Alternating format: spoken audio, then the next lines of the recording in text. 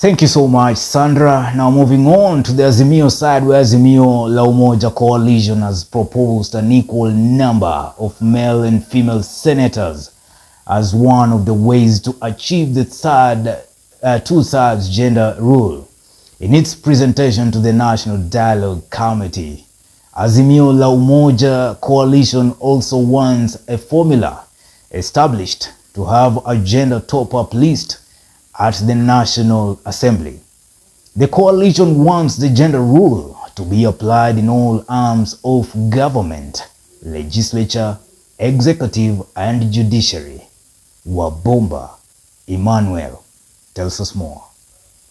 The leaders of Azimio La Umoja have put forth a comprehensive plan to address the increasing cost of living during the recent public hearing of the National Dialogue Committee. The free fall of the shilling is more taxes from the suffering Kenyans. Their proposal highlights concerns about the current budget, which heavily relies on rising taxes and substantial borrowing. Out of their 100% salary that every Kenyan gets, 70% is sacred.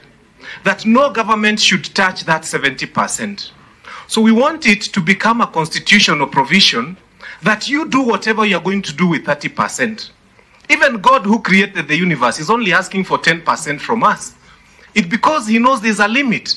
And you know, God hasn't changed for thousands of years. He's still taking 10% from the world. Na by that tunapeleka kwa hiari yetu. He's not forcing us. So we are saying that subsequent governments need to be aware that Kenyans are at a point where they feel that 30% is enough. And any administration that is not okay with 30% should leave office for those people who are okay with taking less than 30% taxation from Kenyans. According to the coalition led by Raila Odinga, the prevailing high taxes and extensive borrowing have contributed to the rising cost of living. The taxes rose at a time the overall economy has been contracting. In the second quarter of 2022, which is the first era of Kenya Kwanza regime leading into 2023, the economy grew by only 5.2%. In a similar period in 2021, it grew by 11%.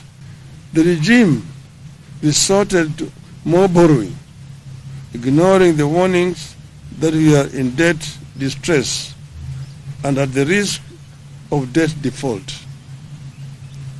Without blinking an eye, the regime went against its promises to reduce borrowing and did the complete opposite. Kenyans responded to this turn of events by trying to steady their businesses, especially the small enterprises. But those efforts were in vain as interest rates rose through the roof and more taxes hit those businesses. They emphasize on the importance of prioritizing public expenditure to fulfill and promote rights outlined in Article 43 of the Constitution. Secondly, on the same issue, you see our Constitution provides for freedom from servitude.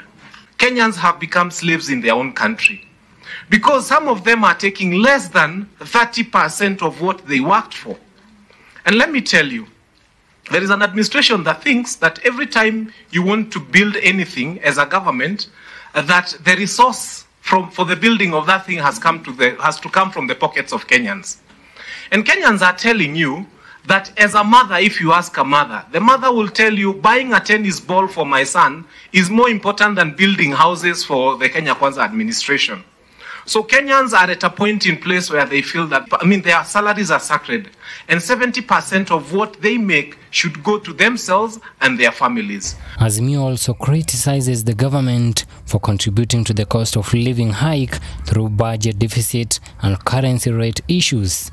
It is the fidelity of the presidents to the constitutions that avoids this maandamano and ensures the country is being governed competently and to avoid financial collapse that has occurred in Ghana, Sri Lanka, and even Haiti. The depreciation of the Kenyan shilling from 120 shillings to US dollars in August 2022 to 150 shillings by September 2023 has led to increased prices of imports, affecting access to essential goods and food imports. As long as the government has not resolved the price of food and fuel, the cost of living will not come down. No amount of fertilizer will lower the cost of food as long as the cost of fuel is unchecked. Diesel is one of the highest costs in farming. Even if you give the citizen a bag of fertilizer, but make it impossible for her or him to plow an acre of land, you have not solved the problem. The shilling taking the grains like maize, wheat and rice that we import, those commodities have increased by 25%. The coalition points out that the government's handling of the budget has been contentious, raising concerns about economic management. As the economy has suffered, another grand betrayal of dreams. They stress that inefficiencies, wastage, corruption, and the misappropriation of public funds have all contributed to the rising living expenses. Azimio suggests that addressing issues such as eradicating corruption, wastage, and holding public officials accountable can save taxpayers billions of shillings, which can then be dedicated towards reducing high cost of living. The leaders also criticize the excessive expenditure on domestic and foreign traveling, totaling 193 billion shillings, and suggest reallocating these funds to more pressing concerns, including social protection, home taxes, and resources for counties. Inadequate funding is growing into a full-blown crisis. The proposal aims to alleviate the burden of high living expenses on Kenyan citizens and promote fiscal responsibility within the government. So not only are we paying 70%, but not only are we paying more than 30% in taxation, the little that we are left with, government is still reaching for it through fuel and other means. By the time you go home, you have nothing left. Reporting for Maisha Prime Maisha Television, I'm Emmanuel Wabomba.